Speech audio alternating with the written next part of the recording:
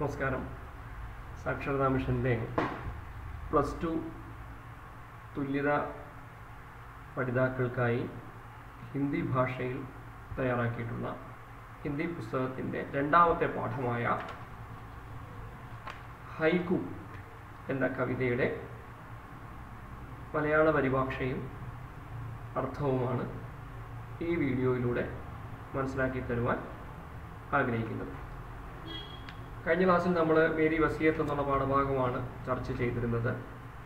അതിൻ്റെ നോട്ട്സും എല്ലാം ടെക്സ്റ്റ് ബുക്കിലുള്ള എല്ലാം പറഞ്ഞു തന്നിരുന്നു. നിങ്ങളെല്ലാവരും പഠിച്ചിരിക്കും എന്ന് വിശ്വസിക്കുന്നു. എന്താണ് ഹൈക്കു? देखने को छोटा लगे घाव करे गंभीर, तीर देखने में छोटा ही होता है तो भी वह गहरी चोट पैदा कर सकता है. देखने को छोटा लगे കാണുമ്പോൾ ചെറുതായിരിക്കും, പക്ഷേ ഘാവ് കരെ ഗംഭീർ മുറിവേൽപ്പിക്കുന്നത് വളരെ ആഴത്തിലുള്ള ആയിരിക്കും. അതാണ് ഹൈക്കു കവിതയെക്കുറിച്ച് കാച്ചി കുറുക്കി പറഞ്ഞാലുള്ള രൂപം.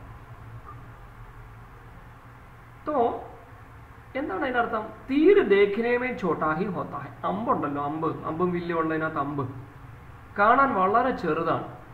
തോബി വ ഗഹരി ചോട്ട് പൈതാക്കർ സക്താഹി. പക്ഷെ അത് നമ്മളിൽ ഒന്ന് അമ്പ് ചെയ്ത് കഴിഞ്ഞ് ഒരു ഭാഗത്ത് തൊട്ട് കഴിഞ്ഞാൽ വളരെ ശക്തിയോടുകൂടി നമ്മളെ സ്പർശിച്ചു കഴിഞ്ഞാൽ നല്ല വേദനയുണ്ടാവും. അപ്പോൾ അതുപോലെയാണ് ഹൈക്കു കവിതയുടെ രൂപം. ഞാൻ ക്ലാസ് എടുക്കുമ്പോൾ പറഞ്ഞുതരാം. एक सफल कलाकार अपनी अनुभूतियों को कम से कम अक्षरों में पाठक को समर्पित करता है. ഒരു വിജയിയായ ഒരു കലാകാരൻ തൻ്റെ അനുഭൂതികളെ വളരെ കുറച്ച് അക്ഷരങ്ങളിലാണ് പഠിതാക്കളിൽ മുന്നിൽ അവതരിപ്പിക്കുന്നത്. ലഘു കവിത ഹൈക്കു ജപ്പാനി സംസ്കൃതിക്ക് ഉപജ. ഹൈക്കു എന്ന് പറയുന്ന ഈ ലഘു കവിത ജപ്പാൻ സംസ്കാരത്തിൻ്റെ ഒരു പ്രോഡക്റ്റാണ്. അപ്പോൾ ഹിന്ദിക്ക് കുറിച്ച് ഹൈക്കുവും കാ ആസ്വാദനം കരെ. നമുക്കിപ്പോൾ ഹിന്ദി ഭാഷയിലെ കുറിച്ച് ഹൈക്കുവിനെ കുറിച്ച് പരിചയപ്പെടാം.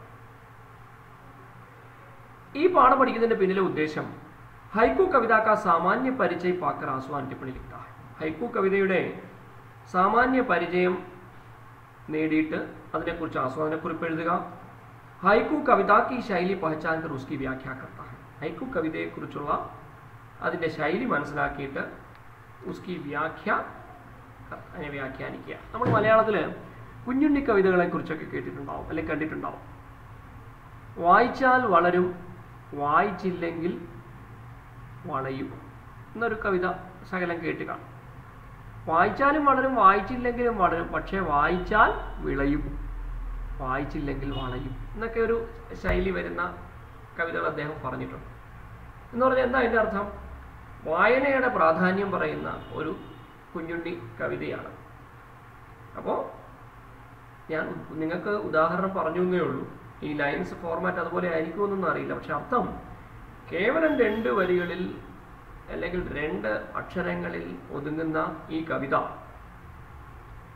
കവിതാശകലം, കവിതയെന്നും പറയാൻ പറ്റത്തില്ല, കവിതാശകലം. പക്ഷെ ഭാവാർത്ഥം 1 പേജോ 2 പേജോ ഒക്കെ എഴുതാനുണ്ടാവും. ഇത് ജപ്പാൻ പ്രചലിതമായ ഭാഷയാണ്. ഇന്ന് ഹിന്ദിയിൽ വളരെയധികം അതിന് സ്ഥാനം ലഭിച്ചിരിക്കുന്നു. മലയാളത്തിലും ഹൈക്കു കവിതകൾ ഇറങ്ങിത്തുടങ്ങിയിട്ടുണ്ട്. കവി എന്ന് പരിചയപ്പെടാം. കവി ഡോക്ടർ എസ് ഡി തിവാരി ആധുനിക ഹിന്ദി കവിതാക്ക് പ്രമുഖ ഹസ്താക്ഷർ है. എസ് ഡി തിവാരി എന്ന് പറയുന്ന കവി ആധുനിക ഹിന്ദി സാഹിത്യത്തിലെ പ്രമുഖനാണ്. വേ ദില്ലി में रहते हैं. അദ്ദേഹം ദില്ലിയിൽ താമസിക്കുന്നു. उन्होंने एक प्रतिष्ठित कंपनी के मानव संसाधन और सामग्री प्रबंधन का कार्यभार संभाला है. അദ്ദേഹം ഡൽഹിയിലെ ഒരു വളരെ വികസിതമായ ഒരു കമ്പനിയുടെ ഹ്യൂമൻ റിസോഴ്സ് ഡെവലപ്മെൻറ്റിൻ്റെ അവർ സാമഗ്രി പ്രബന്ധൻ, അതിൻ്റെ മെറ്റീരിയൽസ് ഒക്കെ കളക്ട് ചെയ്യുന്ന അതിൻ്റെ ജോലി ചെയ്തു വരികയാണ്. കവിത ലിഖ്നേക്ക് ഉनकी രുചി ബേജോഡ് है. കവിത എഴുതാനുള്ള അദ്ദേഹത്തിൻ്റെ കഴിവ് വളരെ അസാധ്യമാണ്. उन्हें नए नए स्थानों में सफ़र करने की शौक थी. പുതിയ പുതിയ സ്ഥലങ്ങളിലൊക്കെ യാത്ര ചെയ്യാനുള്ള ഷൗക്ക് അദ്ദേഹത്തിനുണ്ടായിരുന്നു. മാം ഗംഗ, ബാൻഡ് ഡാലോ, നാനി കാ ഘർ, ആയാ ബസന്ത്, ഉർമിള കാ വിരഹ്, ജിന്ദഗി ഹൈ ബഹ്താ പാനി, ഹിന്ദി ഹൈക്കു, ഹൈക്കു ശരാബ് ആദി പ്രമുഖ രചനയാണ്. ഇതൊക്കെ അദ്ദേഹത്തിൻ്റെ പ്രമുഖമായ രചനകളാണ്. എല്ലാ പ്രൊഫൈലും പഠിച്ചുകൊള്ളണം. 5 മാർക്കിന് ഷുവർ ക്വസ്റ്റ്യൻ ഉണ്ടാവും. ഇതുപോലെ ഒരു പ്രൊഫൈൽ ബയോഡാറ്റ തന്നിട്ടുണ്ടാവും. അതിനെ പാരഗ്രാഫായിട്ട് എഴുതാനുള്ള ക്വസ്റ്റ്യൻ പരീക്ഷയ്ക്ക് ഉറപ്പായിട്ടും ഉണ്ടാവും. ഇനി എന്താണ് ഹൈക്കു കവിതയുടെ വേറൊരു പ്രത്യേകത എന്ന് പറഞ്ഞാൽ 3 വരികൾ മാത്രമേ കാണത്തുള്ളൂ കവിതയിൽ. ആദ്യത്തെ വരിയിൽ 5 അക്ഷരവും, രണ്ടാമത്തെ വരിയിൽ 7 അക്ഷരവും, മൂന്നാമത്തെ വരിയിൽ വീണ്ടും 5 അക്ഷരവും കൂടെ ചേർന്ന കേവലം 5 7 12 5 17 അക്ഷരങ്ങൾ മാത്രമുള്ള കവിതയാണ് ഹൈക്കു കവിത എന്ന് പറയുന്നത്.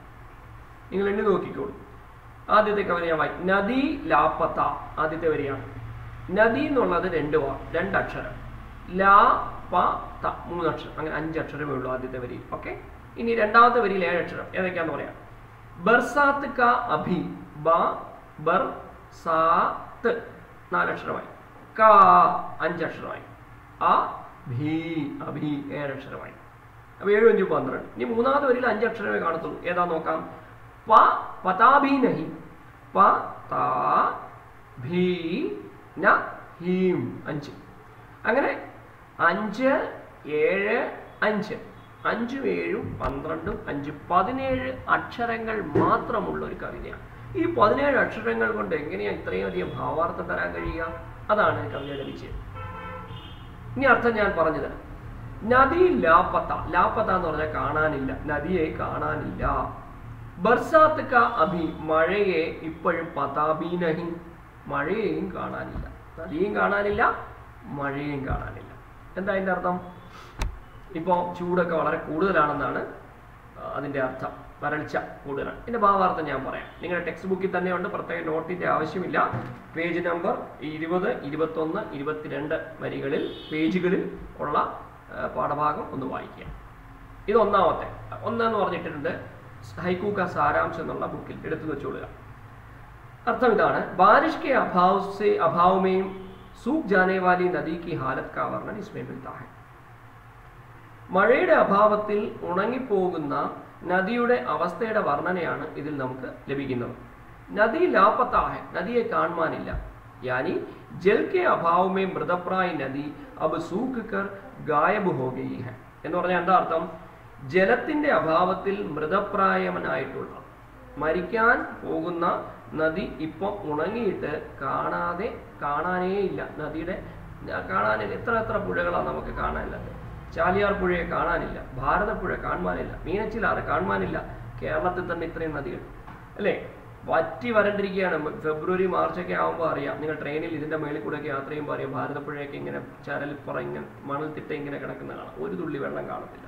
അപ്പോൾ എത്രത്തോളം ഭാവാർത്ഥം കൊണ്ട് നോക്കൂ. അഭി വർഷാ ഹോനെ കി സംഭാവന ഭി നഹി, ഇനി മഴ പെയ്യാനുള്ള സാധ്യതകളുമില്ല. ധർത്തി കി ഹരിയാലി നഷ്ട കർണേ വാലെ മനുഷ്യ കി ഓർ സംകേത് करता है. ഈ ഭൂമിയുടെ പച്ചപ്പ് നഷ്ടപ്പെടുത്തുന്ന മനുഷ്യനെയാണ് ഈ കവിത സംകേത് करता है എന്ന് പറഞ്ഞാൽ സൂചിപ്പിക്കുന്നു. ശരിയല്ലേ? ഇന്ന് പെയ്യുന്ന മഴയൊക്കെ കണ്ടിട്ടില്ലേ? വളരെ പെട്ടെന്ന് അരമണിക്കൂർ ഒരു 2-3 ദിവസം പെയ്യേണ്ട മഴയെങ്കിൽ മേഘ വിസ്ഫോടനമാണ് ഇപ്പോൾ നടക്കുന്നത്. പണ്ടത്തെ പോലെ തുലാവർഷം പോലെ ദിവസവും പെയ്യുന്ന മഴ ഒന്നുമില്ല. അല്ലെങ്കിൽ ഇടവപ്പാതി എന്ന് പറഞ്ഞാൽ ചന്നം പിന്നെ പെയ്യുന്ന മഴയില്ല. അപ്പോൾ പ്രകൃതി ഇന്ന് നശിച്ചുകൊണ്ടിരിക്കുകയാണ്. ആ പ്രകൃതിയെ നശിപ്പിക്കുന്ന മനുഷ്യന്റെ പ്രവൃത്തിയെയാണ് ഈ ഹൈക്കു നമ്മളെ സൂചിപ്പിക്കുന്നത്. മനസ്സിലായി കാണുമെന്ന് ഞാൻ വിശ്വസിക്കുന്നു. ഒന്നുകൂടെ വായിക്കുക. നദി ലാപത്ത ബർസാത്ത് കാ അഭി പതാ ഭി നഹി എന്ന് പറഞ്ഞാൽ മഴയുടെ അഭാവത്തിൽ ഉണങ്ങി വറ്റി വരണ്ട നദിയുടെ അവസ്ഥയുടെ വർണ്ണനയാണ് ഈ ഹൈക്കുൽ ലഭിക്കുന്നത്. നദിയെ കാണുവാനില്ല എന്ന് പറഞ്ഞാൽ ജലത്തിന്റെ അഭാവത്തിൽ മൃതപ്രായത്തിലുള്ള നദി ഇപ്പോൾ ഉണങ്ങി ഒട്ടും കാണാതെ വറ്റി വരണ്ടു പോയിരിക്കുകയാണ്. ഇപ്പം മഴ പെയ്യാനുള്ള സാധ്യതയുമില്ല. ഭൂമിയിലെ പച്ചപ്പ് നഷ്ടപ്പെടുത്തുന്ന മനുഷ്യന്റെ പ്രവൃത്തിയാണ് ഈ ഹൈക്കുവിൽ കവി നമ്മളോട് സൂചിപ്പിക്കുന്നത്. മനസ്സിലായി കാണുമെന്ന് വിശ്വസിക്കുന്നു. രണ്ടാമത്തെ ഹൈക്കു. बीत जाती है मोमबत्ती की रात आंसुओं में ही. अല്ല, ഒന്നാമത്തെ വരി बीत जाती है 5 അക്ഷരം, मोमबत्ती की रात 7 അക്ഷരം, आंसुओं में ही 5 അക്ഷരം. 5 7 12 5 17 വളരെ കൃത്യമാണ് അക്ഷരങ്ങൾ. അതിനനുസരിച്ച് എഴുതത്തുള്ളൂ. അങ്ങനെയുള്ളതിനെ ഹൈക്കു എന്ന് വിളിക്കത്തുള്ളൂ. 18 അക്ഷരം ആയാൽ ഹൈക്കു അല്ല. നോക്കാം എന്താണ് അർത്ഥമെന്ന്. ബീത്ത് ജാത്തി ഹെ, ബീത്ത് ജാന എന്ന് പറഞ്ഞാൽ കഴിഞ്ഞു പോവുക. എന്ത്? മോംബത്തി, മോംബത്തി എന്ന് പറഞ്ഞാൽ മെഴുകുതിരി. മോംബത്തിക്ക് രാത്, മോംബത്തിയുടെ രാത്രി ഇങ്ങനെ കഴിഞ്ഞു പോവുകയാണ്. എങ്ങനെ? ആംസുവോ മേഹി, കണ്ണീരിൽ തന്നെ. ആംസു കണ്ണുനീർ. എന്താ അതിന്റെ അർത്ഥം? രാത്രിയിലെ പ്രകാശം നൽകണമെങ്കിൽ നമ്മൾ ഒരു റൂമിൽ, ഇരുട്ടുള്ള ഒരു റൂമിൽ പ്രകാശം വരുത്തണമെങ്കിൽ അവിടെ ഒരു മെഴുകുതിരി കത്തിച്ചു വയ്ക്കും. ഈ ഒരു മെഴുകുതിരിയുടെ ഒരു ജീവിതം ഒന്ന് ആലോചിച്ച് നോക്കൂ.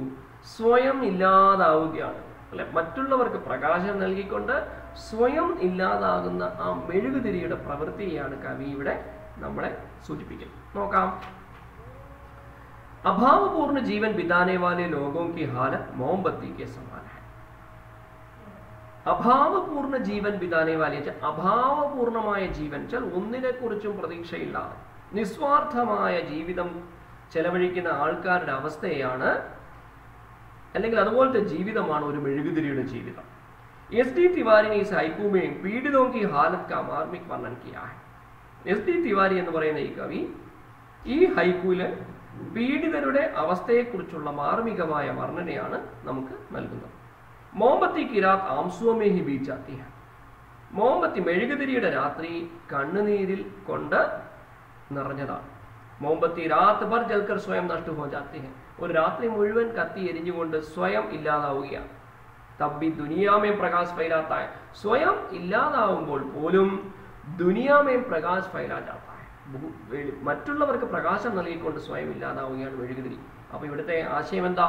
നമ്മളും മറ്റുള്ളവർക്ക് നന്മ നൽകുന്ന രീതിയിൽ, അല്ലെങ്കിൽ മറ്റുള്ളവർക്ക് പ്രകാശം നൽകുന്ന ജീവിതത്തിൽ ആ രീതിയിൽ വേണം നമ്മൾ ജീവിക്കാൻ. മനസ്സിലായോ? നന്മ ചെയ്യുക, മറ്റുള്ളവർക്ക് നന്മ ചെയ്യുക. അപ്പൊ എന്താ അതിന്റെ അർത്ഥം? അഭാവപൂർണ്ണ ജീവൻ ബിത്താനെ പോലെ.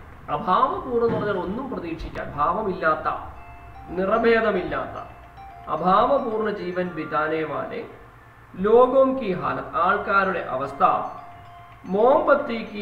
മോംബത്തി കെ സമാനെ, മെഴുകുതിരി പോലെയാണ്. എസ്.ഡി. തിവാരി എസ്.ഡി. തിവാരി ഹൈക്കൂല് പീഡിതോം കി ഹാലത്ത്, പീഡിതരായ ദുഃഖിതരുടെ അവസ്ഥയെക്കുറിച്ചുള്ള ഹൃദയസ്പർശിയായ വർണ്ണനയാണ് നൽകിയിരിക്കുന്നത്. മെഴുകുതിരിയുടെ രാത്രി ആംസുവമേ ഹി ബീത് ജാത്തി ഹൈ. കണ്ണുനീരിൽ തന്നെയാണ് മെഴുകുതിരിയുടെ രാത്രി അടങ്ങിയിരിക്കുന്നത്. മെഴുകുതിരി രാത്രി മുഴുവൻ കത്തിയിട്ട് സ്വയം ഇല്ലാതാവുകയാണ്.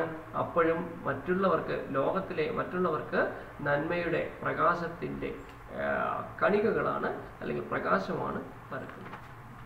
മൂന്നാമത്തെ ഹൈക്കു. ഫൂലോം കെ ആകെ ഭൗര ഭുൻഭുനാത്ത അപ്നി വ്യഥ. ഫൂലോം കെ ആകെ, പൂക്കളുടെ മുന്നിൽ, ഭൗര എന്ന് പറഞ്ഞാൽ ഭ്രമർ, വണ്ട്, ഭുൻഭുനാന എന്ന് പറഞ്ഞാൽ ഇങ്ങനെ മുരളുക, ചുറ്റിക്കറങ്ങി നടക്കുക. അപ്നി വ്യഥ, തൻ്റെ ദുഃഖങ്ങൾ പറയുകയാണ്. ആര്? വണ്ട്. നിങ്ങൾ കണ്ടിട്ടുണ്ടാവുമല്ലോ, പൂക്കൾക്ക് ചുറ്റും കറങ്ങി നടക്കുന്ന വണ്ടിനെ കണ്ടിട്ടുണ്ടാവും, ആ മുരൾച്ച കേട്ടിട്ടുണ്ടാവും, തേൻ കുടിക്കുന്ന വണ്ടിനെ കണ്ടിട്ടുണ്ടാവും. പക്ഷെ കവിക്ക് എന്താണ് ഇവിടെ തോന്നുന്നത്? ഇതിന്റെ ആശയം നോക്കാം. പ്രേം പീഡ പഹുഞ്ചാനെ വാല. സ്നേഹം എന്ന് പറയുന്നത് മറ്റുള്ളവർക്ക് വേദനയാണ് നമുക്ക് തരുന്നത്. ഒരു വശത്ത് സ്നേഹമാണെങ്കിലും മറുവശത്ത് വേദനയാണ്. പരന്തു വഹി പീഡ പ്രേം കി കസൗട്ടി ഹൈ. പക്ഷെ അതേ പ്രേമമാണ്, ഈ വേദനയാണ് പ്രേമത്തിന്റെ കസൗട്ടി. നമ്മൾ അറിയാറ്, നമ്മൾ ഒത്തിരി ഇഷ്ടപ്പെടുന്നവരെയാണ് അവരോടാണ് നമ്മൾ ദേഷ്യപ്പെടുന്നത്. ദേഷ്യപ്പെടുമ്പോഴാണ് നമുക്ക് സ്നേഹം കൂടുന്നത്. എന്തുകൊണ്ട് ദേഷ്യപ്പെടുന്നു? ആ വ്യക്തികളോട് നമുക്ക് പ്രത്യേക താല്പര്യവും സ്നേഹവും ഉള്ളതുകൊണ്ടാണ് നമ്മൾ അവരോട് ദേഷ്യപ്പെടുന്നത്. അല്ലാത്തവരത്തിനോട് ദേഷ്യപ്പെടും, എങ്ങനെ വേണമെങ്കിലും ആട്ടെ എന്ന് വിചാരിക്കും. അപ്പോൾ പ്രേം കി കസൗട്ടി വേദന ഹൈ യാ പീഡ പ്രേം കി കസൗട്ടി ഹൈ. വേദന എന്ന് പറയുന്നത് ഒരു പ്രേമത്തിന്റെ അല്ലെങ്കിൽ സ്നേഹത്തിന്റെ ഒരു ഓർമ്മപ്പെടുത്തലാണ്. അപ്നെ പ്രേമേ ഭൗര ഫൂലോം കെ സാമനെ അപ്ന സർവസ്വ നഷ്ടകർത്ത. തൻ്റെ പ്രേമത്തിൽ പൂക്കളെ ഏറ്റവും ഇഷ്ടപ്പെടുന്നതാണ് വണ്ടുകൾ. തൻ്റെ ഈ സ്നേഹത്തിലെ വണ്ടുകൾ പൂക്കളുടെ മുന്നിൽ പോയി തൻ്റെ അഹം സ്വയം തന്നെ ഇല്ലാതാവുകയാണ്. ഓർ ഫിർ സബ് കുച്ച് പ്രാപ്ത് കർത്ത. എന്നിട്ട് അതിൽ നിന്നെല്ലാം നേടിയെടുക്കുകയാണ്. അല്ലേ? തേൻ, റോസാപ്പൂവില് മൊട്ടിൽ നിന്ന് വിരിഞ്ഞ് അതിലെ തേൻ മുഴുവൻ വലിച്ചു കുടിക്കും. ആര്? വണ്ട്. അതിൽ തന്നെ ഇങ്ങ് അടങ്ങിയിരിക്കുകയാണ്. അല്ലേ? അപ്പോ പ്രേം പീഡ പഹുഞ്ചാത്ത. എപ്പോഴും സ്നേഹം നമ്മളെ വേദനിപ്പിക്കും. അങ്ങനെ വേദനയുള്ളപ്പോൾ ആ സ്നേഹത്തിനാണ് വില കൂടുതൽ എന്ന് പറഞ്ഞാൽ, പ്രേം കി കസൗട്ടി ആകുമ്പോൾ പീഡ യാ വേദന പ്രേം കി കസൗട്ടി ഹൈ. അപ്നെ പ്രേമേ ഭൗര, തൻ്റെ സ്നേഹം കൊണ്ടാണ് വണ്ടുകൾ പൂക്കളുമായിട്ട് ഇങ്ങനെ തിങ്ങി നിറഞ്ഞ് അല്ലെങ്കിൽ അമുങ്ങിയിരിക്കുന്നത്, ചേർത്തിരിക്കുന്നത്. അപ്ന സർവസാഹം നഷ്ടകർത്ത और फिर सब कुछ प्राप्त. എന്നിട്ട് എല്ലാം അവർ തമ്മിൽ സ്നേഹമാവും. അല്ലേ? നാലാമത്തെ മഹക്കുഠി ഹൈക്കു ഫുൽവാരി ശബ്ദോം കെ ഫുൽ. മഹക്കുഠി, മഹക്ന എന്ന് പറഞ്ഞാൽ മണക്കുക.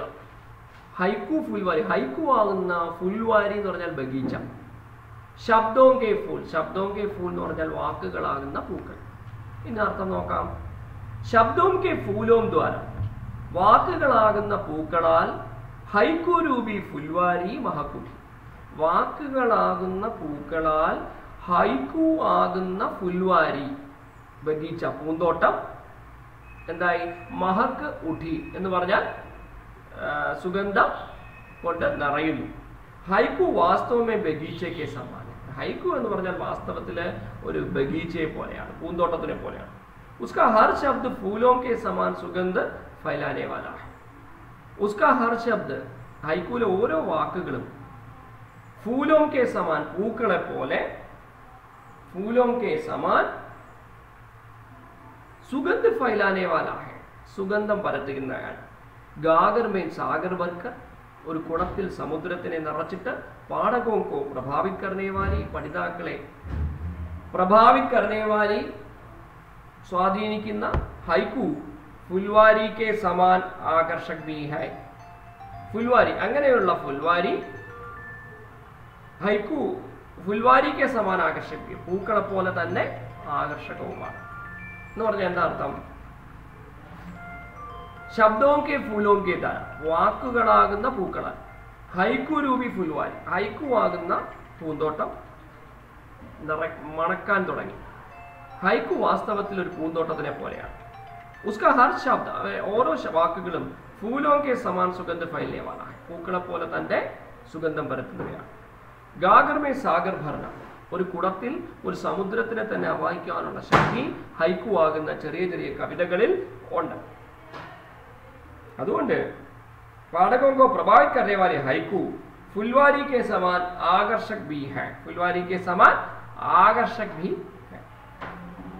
लास्ट अंजाम, पत्थर नहीं ख्वाबों में भी बनता ताजमहल, കല്ലിലല്ല ख्वाबों में भी बनता है. ख्वाബ് എന്ന് പറഞ്ഞാൽ സ്വപ്ന, സ്വപ്നങ്ങളിലും താജ്മഹൽ നിർമ്മിക്കാം. എന്താ അതിന്റെ അർത്ഥം? താജ്മഹൽ പത്ഥർ യാ സംഗമർമർ മേ സേ നഹീം ബനാ, താജ്മഹൽ വാസ്തവത്തിൽ മാർബിൾ കൊണ്ട് ഉണ്ടാക്കിയ സാധനമല്ല. എന്ന് പറഞ്ഞാൽ മാർബിൾ കൊണ്ട് ഉണ്ടാക്കിയതല്ലയോ? അതെ, അതല്ല അതിന്റെ അർത്ഥം. പിന്നെയോ മഗർ സപനോം സേ ബനായ, സ്വപ്നങ്ങളിലാണ് നിർമ്മിക്കപ്പെട്ടിരിക്കുന്നത്. മുംതാസ് മഹലിന്റെയും ഷാജഹാന്റെയും അല്ലെ അനശ്വര പ്രേമത്തിന്റെ പ്രണയത്തിന്റെ കഥയാണ്. ഷാജഹാൻ തന്റെ ഭാര്യയായ മുംതാസ് മഹലിനോടുള്ള മരണശേഷം സ്നേഹത്തിന് പ്രതീകമായിട്ട് നിർമ്മിച്ചവയാണെന്നാണ് നമ്മൾ ഹിസ്റ്ററിയിൽ പഠിച്ചിരിക്കുന്നത് അല്ലേ. അപ്പൊ ഇവിടെ ശരിക്കും പറഞ്ഞാൽ കവിതയുടെ അല്ലെ കാവ്യഭാഷയിൽ പറഞ്ഞാൽ അത് താജ്മഹൽ മാർബിളിൽ നിർമ്മിക്കപ്പെട്ടിട്ടുള്ളതല്ല. പിന്നെയോ താജ്മഹൽ കവി നിർജീവ് പത്ഥർ കാ സ്മാരക് നഹീം കഹാ ജായേഗ, ഒരിക്കലും നിർജീവമായ കല്ല്, ജീവനില്ലാത്ത കല്ലിൽ കൊണ്ട് നിർമ്മിച്ചവയാണെന്ന് ഒരിക്കലും താജ്മഹൽ നോക്കിയവൻ പറയത്തില്ല. फिर क्या है? वह प्रेम का धड़कते हृदय का जीता स्मारक कहलाएगा. സ്നേഹത്തിന്റെ പ്രേമത്തിന്റെ സഹിഷ്ണുതയുടെ ധടക്കൻ സ്പന്ദനം, ഹൃദയസ്പന്ദനത്തിന്റെ ഹൃദയക ജീതാ സ്മാരക, ധടക്ത ഹൃദയക, പിടയ്ക്കുന്ന ഹൃദയത്തിന്റെ സ്നേഹത്തിന്റെ ജീവനുള്ള കല്ലാണ്, സ്മാരകമാണ് താജ്മഹൽ. അത്രയേ ഉള്ളൂ. ആശയങ്ങൾ കണ്ടോ? ഇതൊന്നും അല്ല, ഞാൻ ക്ലാസ് ആയതുകൊണ്ടാണ് ഇത്രയും പെട്ടെന്ന്, അല്ലെങ്കിൽ നമുക്ക് ഒരു ഹൈക്കു തന്നെ ഒരു ക്ലാസ്സിൽ പറയാനുണ്ടാവും, ഒരു മണിക്കൂറിൽ പറയാനുണ്ടാവും. അപ്പോൾ ഭാവാർത്ഥം പഠിക്കുക. പരീക്ഷയ്ക്ക് 5 മാർക്കിന്റെ ചോദ്യമാണ്. ഓരോ ഹൈക്കുവിൻ്റെയും ഭാവാർത്ഥം കാണാതെ പഠിച്ചിരിക്കണം. ടെക്സ്റ്റ് ബുക്കിൽ കൃത്യമായി കൊടുത്തിട്ടുണ്ട്. നല്ലൊരു സെൽഫ് ലേണിംഗ് മെറ്റീരിയലാണ് നിങ്ങളുടെ ടെക്സ്റ്റ് ബുക്ക്. ഇനി ചോദ്യങ്ങൾ നോക്കാം. ഇവിടെ പേജ് നമ്പർ 21 ചോദ്യങ്ങളുണ്ട്. അതിന്റെ ഉത്തരങ്ങൾ 23 കൃത്യമായി നോക്കിക്കോണം. 1, നദി ക്യോം ലാപത്ത, എന്തുകൊണ്ടാണ് നദിയെ കാണാത്തത്? അതിന്റെ ഉത്തരം ഇപ്പുറത്തുണ്ട്. ബർസാത്ത് കെ അഭാവം, മഴയുടെ കുറവുള്ളത് കൊണ്ടാണ് നദിയെ കാണാൻ കഴിയാത്തത്. 2, മോംബത്തിക്ക് രാത് കൈസി ബീജാത്തി ഹെ, മെഴുകുതിരിയുടെ രാത്രി എങ്ങനെ കഴിഞ്ഞു പോകുന്നു? ഉത്തരം മോംബത്തിക്ക് രാത് ആംസുവമേ ബീജാത്തി, മെഴുകുതിരിയുടെ രാത്രി കണ്ണുനീര് കൊണ്ട് നിറഞ്ഞതാണ്. അടുത്തത് ഭൗര കിസ്കോ അപ്നി വ്യഥ സുനാത്തായ, വണ്ടുകൾ ആരെയാണ് തങ്ങളുടെ ദുഃഖം കേൾപ്പിക്കുന്നത്? 3, ഉത്തരം ഭൗര ഫൂലോങ്കോ അപ്നി വ്യഥ സുനാത്തായ, വണ്ടുകള് പൂക്കളെയാണ് തങ്ങളുടെ ദുഃഖം പറഞ്ഞു കേൾപ്പിക്കുന്നത്. ആ മുരൾച്ച കവിക്ക് തോന്നുന്നത് അതിന്റെ ദുഃഖമാണ്, അത് പൂക്കളോട് പറയുന്നു എന്നാണ് തോന്നുന്നത്. 4, ശബ്ദോം കെ ഫൂൽ സെ ക്യാ മഹക്കൂട്ടി, 4ന്റെ ഉത്തരം ഹൈക്കു രൂപി ഫുൽവാരി കെ ഫൂൽ, വാക്കുകളാകുന്ന പൂക്കൾ കൊണ്ട് എന്ത് സുഗന്ധമാണ് വന്നത്? ഉത്തരം ഹൈക്കു ആകുന്ന ബഗീച്ച് പൂന്തോട്ടത്തിലെ പൂക്കളാണ് വാക്ക്. 5 താജ്മഹൽ കൈസെ ബൻത, താജ്മഹൽ സ്വപ്നം സെ ബൻത. എങ്ങനെയാണ് താജ്മഹൽ ഉണ്ടായത്? അതിൻ്റെ ഉത്തരം താജ്മഹൽ സ്വപ്നങ്ങൾ കൊണ്ട് നിർമ്മിക്കപ്പെട്ടിട്ടുള്ളവയാണ്. അടുത്തത് വിശ്ലേഷണാത്മക പ്രശ്നം. 1 ബർസാത്ത് കാ പതാ നഹി ക്യോ. ഇത് ഡിസ്ക്രിപ്റ്റീവ് ആയിട്ട് എഴുതേണ്ട ആൻസറാണ്. എന്തുകൊണ്ടാണ് മഴയെ കാണാനില്ലാത്തത് എന്ന് പറഞ്ഞാൽ അതിൻ്റെ ഉത്തരം എന്താ? പ്രകൃതിക്ക് ശോഷൺ സെ, മനുഷ്യദ്വാര പ്രകൃതി ശോഷൺ സെ, മനുഷ്യനാൽ ചെയ്യപ്പെടുന്ന പ്രകൃതിയുടെ ചൂഷണം ഉള്ളത് കൊണ്ടാണ് ഇന്ന് മഴയെ തന്നെ കാണാൻ പറ്റാത്തത്. അടുത്ത 2 മോംബത്തി ഗിരാ താംസു മിക്സ് കാ മതലബ് ക്യാ ഹൈ. എത്ര പ്രാവശ്യം ഞാൻ പറഞ്ഞു കഴിഞ്ഞല്ലേ? ആ ഉത്തരം അതിനകത്തുണ്ട്. മെഴുകുതിരിയുടെ രാത്രി കണ്ണുനീര് കൊണ്ട്. ഇതിന്റെ അർത്ഥം എന്താ? മോംബത്തി अपने शरीर को गलाकर रात में प्रकाश फैलाते हैं. മെഴുകുതിരി തൻ്റെ ശരീരത്തിനെ തന്നെ കത്തിച്ചുകൊണ്ട് മറ്റുള്ളവർക്ക് പ്രകാശം പരത്തുന്നു. അപ്പോൾ രാത്രി മുഴുവൻ സ്വയം ഇല്ലാതായിക്കൊണ്ട് മറ്റുള്ളവർക്ക് നന്മ ചെയ്യുന്ന പ്രതീകമാണ് മെഴുകുതിരി. അടുത്തത് ഭൗര ഫൂലോം കെ ആകെ അപ്നി വ്യഥാക്യവും സുനാത്താ ഹൈ. ഭൗര പൂക്കളുടെ മുന്നിൽ തൻ്റെ ദുഃഖം എങ്ങനെയാണ് പറഞ്ഞു കേൾപ്പിക്കുന്നത്? ഉത്തരം ഭൗരാക്ക സഹാര ഫൂൽ ഹെ. വണ്ടിന്റെ ആശ്രയം പൂവാണ്. 4 ഹൈക്കൂക്കോ ഫുൽവാരിക്കോ മാനത്തെ ഹെ. എന്തുകൊണ്ടാണ് ഹൈക്കൂനെ പൂന്തോട്ടം എന്ന് വിളിക്കുന്നത്? ഹൈക്കൂക്കെ പ്രത്യേക ശബ്ദ ഫൂലോം കെ സമാൻ സുന്ദർ ഹെ. ഹൈക്കൂലെ ഓരോ വാക്കുകളും പൂക്കളെ മാതിരി സൗന്ദര്യമുള്ളവയാണ്. और ज्ञान का सुगंध फैलान, അറിവിന്റെ സുഗന്ധം പരത്തുന്നവയാണ്. इसलिए ഹൈക്കു ഫുൽവാരി. അതുകൊണ്ട് ഹൈക്കു ഫുൽവാരിക്ക് സമാൻ ഹെ, ഒരു പൂന്തോട്ടത്തിനെ പോലെയാണ്. 5 ख्वाबों का ताजमहल से क्या तात्पर्य है. സ്വപ്നങ്ങളിലെ താജ്മഹൽ കൊണ്ട് എന്താണ് അർത്ഥം? താജ്മഹൽ പ്രേം കാ സ്മാരക് ഹെ, ഉസേ പത്തർ കാ സ്മാരക് कहना उचित नहीं है. താജ്മഹൽ എന്ന് പറയുന്നത് സ്നേഹത്തിന്റെ പ്രതീകമാണ്, സ്മാരകമാണ്. അതിനെ കല്ലുകൊണ്ടുണ്ടാക്കിയ സ്മാരകം എന്ന് വിളിക്കുന്നത് തെറ്റാണ്. പ്രേമി പ്രേമികായ अपने मन से ताजमहल बनाते हैं. പ്രേമി പ്രേമികായ, പ്രേമിക്കുന്നവനും പ്രേമിക്കുന്നവളും പരസ്പരം ജോഡികൾ, അവരെപ്പോഴും മനസ്സിൽ സ്വപ്നങ്ങൾ കൊണ്ട് താജ്മഹൽ പണിയുന്നു. ഖ്വാബോം കാ താജ്, സ്വപ്നങ്ങളുടെ താജ്മഹലാണ്. ഇത്രയേ ഉള്ളൂ ഈ ഹൈക്കൂനെ കുറിച്ചുള്ള ഈ ചെറിയ കവിതയുടെ പാഠവും അതിൻ്റെ വിശദീകരണവും അർത്ഥവും മനസ്സിലായി കാണുമെന്ന് വിശ്വസിക്കുന്നു. വീണ്ടും വീണ്ടും കേൾക്കുക. യൂട്യൂബ് വീഡിയോ ആയതുകൊണ്ട് നിങ്ങൾക്ക് വീണ്ടും കേൾക്കാനുള്ള അവസരമുണ്ട്. തീർച്ചയായും നിങ്ങൾക്ക് മനസ്സിലായി കാണുമെന്ന് വിശ്വസിക്കുന്നു. നിങ്ങളുടെ കമൻറ്റുകൾ പ്രതീക്ഷിക്കുന്നു. സബ്സ്ക്രൈബ് ചെയ്യുക, ചാനൽ ഷെയർ ചെയ്യുക, കമൻസ് ഇടുക. നിങ്ങൾക്ക് മനസ്സിലായി കാണുമെന്ന് വിശ്വസിച്ചുകൊണ്ട് നിർത്തുന്നു. നന്ദി, നമസ്കാരം.